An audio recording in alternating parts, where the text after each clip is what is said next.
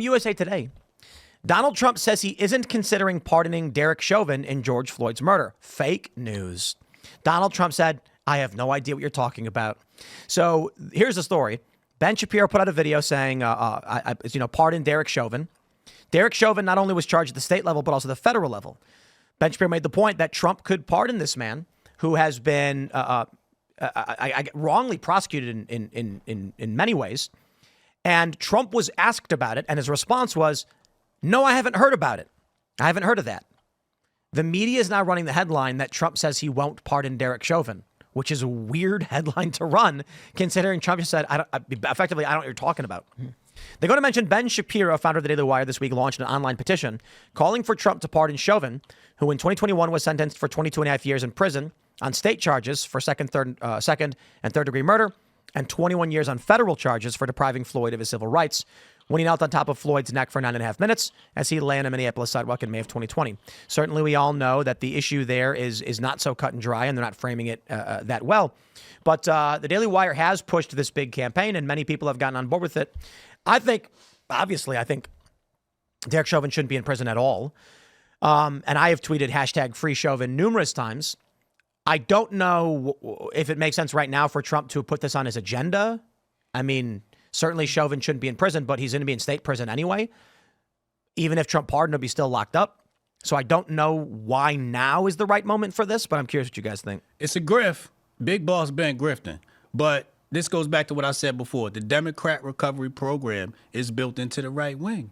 You're going to have missteps like Big Boss Ben trying to get his grift on, and then it's going to come 2028. People go, how come black people won't vote for Republicans? Because y'all doing stupid stuff like this. But what's wrong with this? It's stupid. But no, like why? Why you think Chauvin should not be pardoned? Here's what we got. You got Derek Chauvin, right? Who he ain't the cleanest dude. He ain't the cleanest. He got a little funny past. Him and George Floyd got a pass before. They worked at the same place together. Yeah, okay. So we're not even going to get into that, okay? You got Derek Chauvin, then you got the country. Are you going to sacrifice your country for a dirty cop? Why is he a dirty cop? You're going to have to we're not going to get into it. You're saying narrative-wise, the view among many in the population is this guy's a dirty cop. It doesn't matter what I believe. Yes. In short, yes. But there are stories that I've heard from people in Minnesota about the dealings between him and George Floyd, and those two were not exactly the nicest people, right? It's the same thing with George Floyd, right? When I tell black people, I'm like, yo, look, like George Floyd ain't exactly Martin Luther King Jr., right? It's the same thing with Derek Chauvin. I'm like, yo, this dude ain't exactly Captain America. So don't throw away the country for one cop. That's the deontological versus utilitarian moral worldview challenge we all face. And it wouldn't matter anyways. You got to sacrifice him. It's probably a problem. You got to sacrifice him. Hey, Derek Chauvin, look, we got an election to win. You got to sit out in prison, dog. He does it on his way out the door at the end of his term. And this is one of those things that you're not going not to. right now. There's an information gap between the people that actually followed this case closely and looked at the medical examiner's report and looks at all of the information connected to it. It was a very, very emotional response from a lot of the country in relation to this, and they would lose a lot of support if they did this right now. For something that wouldn't get him out of jail. I'd take one term as president because I would just I'd pardon so many people, like just insane pardons, like most nonviolent offenses. I say most because we talked about this before with like, what if Trump pardoned all like marijuana related federal charges? The issue is that some of them, pleaded down from violent or very dangerous, very bad things. Some are cartel members you don't want free. Just because we got him on the pot thing doesn't mean we don't know about other stuff he did. But there's a lot of people I'd say, just get him out. We don't like nonviolent offenses, that we know is just some dude who had a bunch of weed or whatever. It's like, we don't want to deal with this stuff. But if I had just one term, I'd be pardoning left and right, and I'd be locking up left and right. People who work in, I've already mentioned this over and over again. These CBP agents who are trafficking kids and knew it.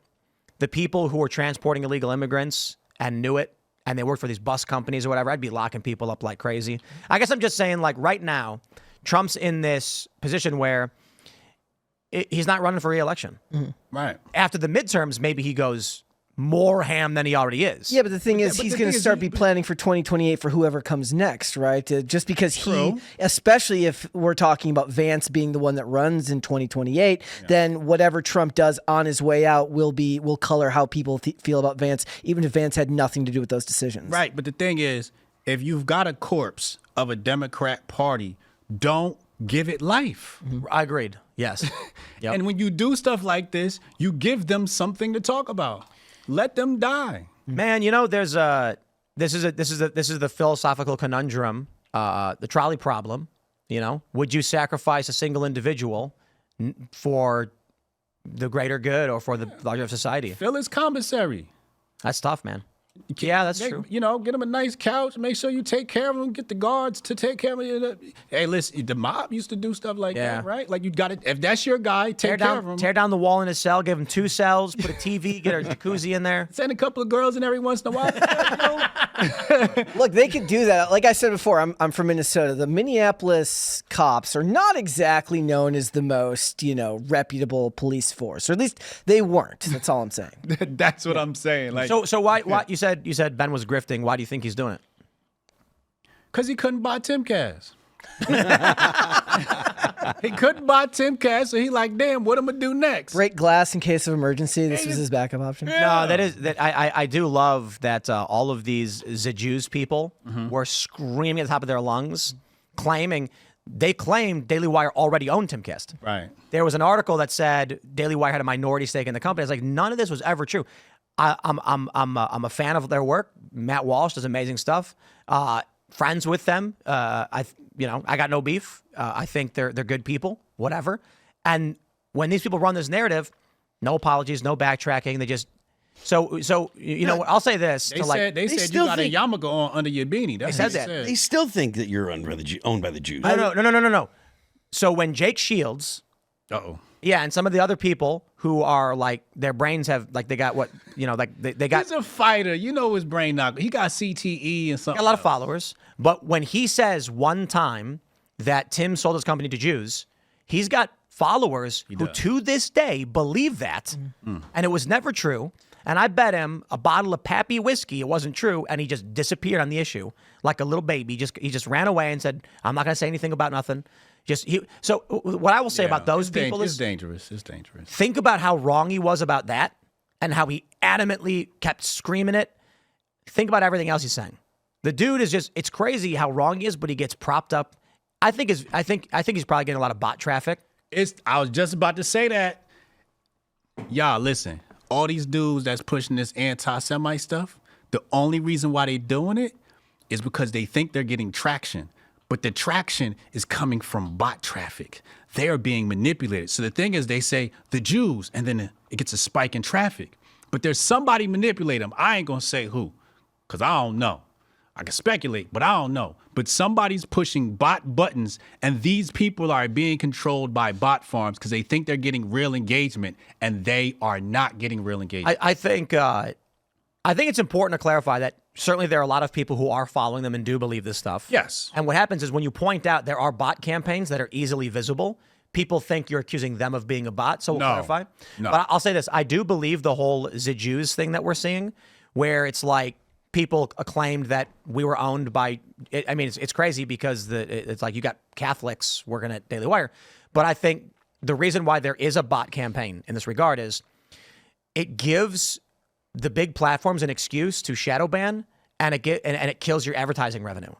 So I'll just say this. I'm not going to speak about any of the big names personally, but how is it that you can have, and I'll be as vague as possible because there's probably like 15 to 30 people who fit this category.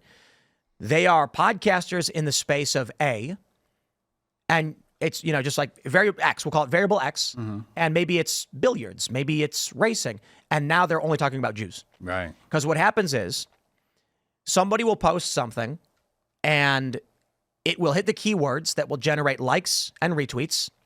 Weak-willed people see that and go, oh boy, this works. I should do it. And they chase after it. Yep. So here's what happens. Somebody's like, I played billiards today, and they're posting billiards videos. Then the Israel-Palestine thing happens, and they see it, and they go, man, that's crazy. And so they tweet, I don't know what I'm seeing, but these bomb strikes in Gaza freak me out. All of a sudden, they get 100 responses and 73 retweets. And the people are responding being like, oh, my God, how bad is this? I can't believe Israel would do this. And then they see that, and they go, my billiard video got 3,000 views. My Israel video got 10,000 views. Switch up. So they say, I'm going to post another one. Then the X revenue comes in. Now they got $300, and they're like, whoa. There it is. Thanks for checking out this clip from Timcast IRL. Make sure to watch the show live Monday through Friday at 8 p.m. Subscribe to this channel, and we will see you all there.